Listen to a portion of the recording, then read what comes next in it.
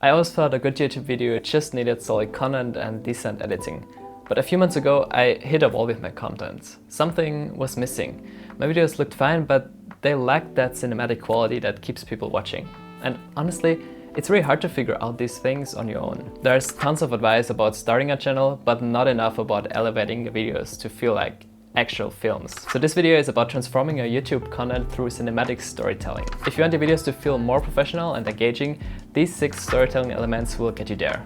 And the best thing, no fancy equipment needed. By the end, you'll think completely different about how you approach your scripts and visuals. And I'll also link my template that summarizes all 6 storytelling techniques in the video description. So let's dive in. Element 1, visual narrative structure. Before, I thought a good YouTube video just needed to be informative or entertaining. But I've realized that the best YouTube creators are actually using the classic 3-act structure, even in tutorials or vlogs. Every cinematic YouTube video needs a proper narrative act. And it gets actually harder when you try to force this structure into your informational content. But it's actually worth it. Think about it like this. The 3-act structure isn't just for movies. Act 1 is a setup. So you actually introduce the problem or the question. Act 2 is the journey, so exploring different challenges or solutions. And Act 3 is the resolution, delivering on your promises and showing the transformation. So let's look at Peter McKinnon as an example. Even in his photography tutorials, he creates a narrative. He doesn't just say, here's how to edit photos, he frames it as a journey from ordinary to extraordinary. He shows the problem, well, that's the boring photos, the struggle, which is learning the technique, and the resolution, which is the amazing final images.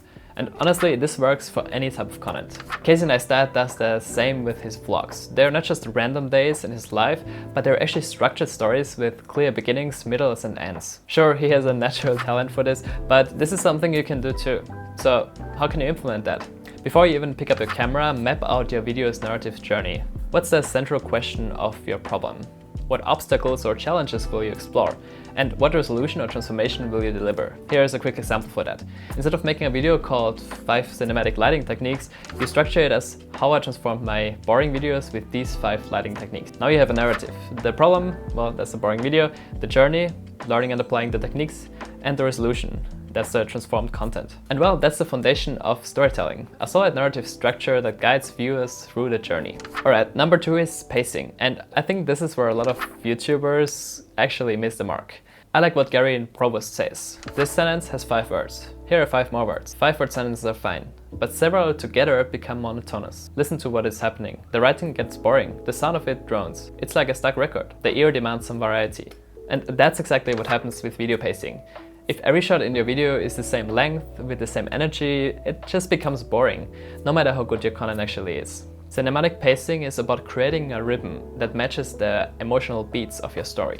Sometimes you want fast cuts to build energy, but sometimes you just want long, lingering shots to create the tension or emphasize a certain point. The best YouTube creators are doing the same thing, varying their pacing to control the viewer's emotional experience. So, how do you implement this? First of all, create a pacing map for your videos. Identify the emotional beats of your story, use fast cuts for high energy sections, and slower, more deliberate pacing for important points. And last but not least, dynamic transitions between the sections. One thing that helped me is to actually mark the script with the pacing notes. I'll quickly write quick cuts or slow pacing right into my script before filming. So let me give you now a practical example. In a travel video, you may use energetic cuts during travel sequences to build excitement and momentum, but switch to medium pacing with more stable shots when actually exploring the destinations and explaining about the cultural insights and so on. That's what makes it feel natural and keeps the momentum going. Element number 3 is visual motifs and themes. A visual motif is a simply recurring visual element that carries the meaning of your story. Think about the spinning top in Inception or the yellow rain jacket in Dark. These aren't just random choices, but they are deliberate visual elements that enhance the story. And the best creators are actually developing their own visual language for their channels. Look at Marcus Brownlee. His tech reviews have consistent visual motifs. The red accents, the clean components, the specific way how he films the product reveals. These aren't just stylistic choices, but they are actually part of the visual storytelling language he uses. So how do you implement this now in your videos? Well, first of all, you have to identify a few visual elements that could represent your video's theme. Then you can use these elements consistently throughout your video. And you might also consider developing a channel-wide visual motif that becomes part of your personal brand. And honestly, this doesn't require fancy equipment. You can create a powerful visual motifs with simple objects, colors, or components. By using consistent visual motifs, you transform your videos from a series of random shots into an actual cohesive cinematic experience that feels intentional and professional. Element number 4 is character development, and I think this also applies when you're the only person in your videos. I've realized that in cinematic storytelling, the audience needs someone to connect with emotionally.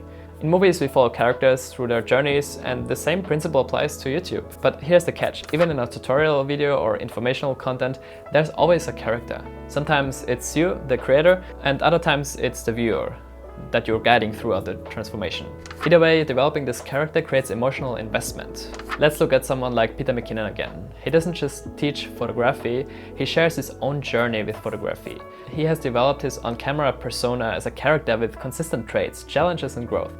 I mean, everyone knows he's a photography guy with cool tattoos and the classic cowboy hat. So how do you implement character development in your videos? First of all, you have to define your on-camera persona, or the viewer's persona if you're not in camera. Give this character clear desires and obstacles, and then you can show the growth or transformation by the end of the video. So, as an example, if you're making a video about learning a new editing technique, don't just show the steps, but actually frame it as a character's journey. For example, I struggled with making my videos look professional until I discovered this technique. Now let me show you my journey from frustration to mastery. That would be actually also a great title if it's a bit shorter, but it gets even more powerful when you develop your character across multiple videos. Creating a larger narrative keeps the viewers coming back. By focusing on character development, your videos become more than just informational delivery, but they actually become relatable human stories. Element number 5 is environmental storytelling, but with a crucial focus on showing rather than telling. I'm sure you've heard that phrase, but so many YouTube creators make the mistake of just explaining everything through narration. And when they could actually communicate that way better with visual elements. When your setting does the storytelling for you, you create a much more powerful connection with your viewers. Take a look, for example, how Brandon Lee uses environments in his travel films. Rather than telling viewers that this place is vibrant and full of life, he actually shows the narrow market streets bustling with activity. His environments communicate the story without a single word of explanation. So how do you implement this now in your own storytelling? First of all, you have to identify what emotions and messages you want to convey. That's always important.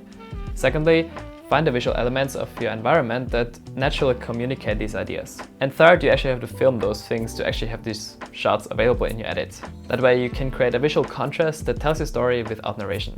So for example, if your video is about digital minimalism, don't just talk about it, rather show us how you clear your desktop, remove apps from your phone, or simplify your workspace. Let a visual transformation tell the story. And this works regardless of your setting. Even in a simple room, the way you arrange objects, use lighting, or change your environment throughout the video can communicate your message visually. The sixth and final element is sound design. And I think this is where 90% of YouTube creators fall short. Sound is literally half of the video experience, but most creators just focus on having clean audio. This is good, but cinematic sound design goes much further. It creates emotion, builds atmosphere, and guides the viewer's attention. I like the idea that sound is actually more important than visuals for creating emotion. For example, you can watch a horror movie with the sound off and it loses pretty much all its power. But if you just listen to the audio, your imagination creates probably even scarier things than what you would see. Look at how Casey Neistat uses music and sound effects. His sound design isn't an afterthought, it's carefully crafted to enhance the emotional journey of his videos. So here's how you implement better sound design. First of all, create a sound palette for your videos. Music styles, sound effects, or ambient sounds are always good to have. Then use these sound transitions to move between sections. And also consider how sound can create contrast or emphasize important points. Another thing is use silence strategically. It's probably one of the most powerful sound design tools. A great example about sound design is if you're making a video about how you prepare your coffee, don't just use a single background track with music. Create a whole sound journey. Let us hear how the beans fall from the grinder, how you grind the beans, and dripping of the coffee in the cup. And the best thing is sound design doesn't require expensive equipment. You can just use the mic that you have and record some sound bites when you're actually filming. And by approaching sound design as a core element rather than just an afterthought, your videos will immediately feel more cinematic and professional. So those are the 6 elements of cinematic storytelling that will transform your YouTube videos. Visual narrative structure, cinematic pacing, visual motifs and themes, character development, environmental storytelling, and sound design. I think the beauty of this framework is that you don't have to implement everything at once. Even focusing on one element can definitely improve your videos. And honestly, it's hard to remember all of this when you're first starting out. That's why I've created a template for you, linked in the video description. Simply download it and you will have a structured approach for your next videos. I'd also love to hear if you have any other tips on storytelling for YouTube. Just let me know in the comments. And if you create a video using this framework, please share it with me. Thanks for watching and see you in the next one.